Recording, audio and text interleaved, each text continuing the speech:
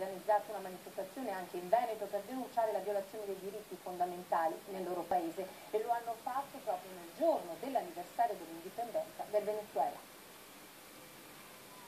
Un reddito medio di 20 euro mensili per vivere ne servirebbero almeno 120. Scarseggia tutto, dai viveri ai medicinali alla carta igienica. Quando si riesce a fare la spesa c'è il controllo elettronico delle impronte digitali e per 2 settimane nessuno della famiglia può comprare altro.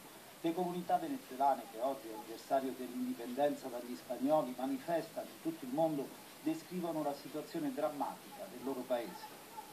I medici che danno l'aiuto ai ragazzi che stanno manifestando da un anno in Venezuela sono messi in galera.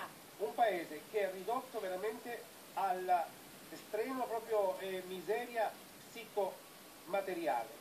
Hanno firmato un decreto, il decreto del Panama, il 9 aprile 2015. Mai in storia è stata che 26 presidenti abbiano fatto questo.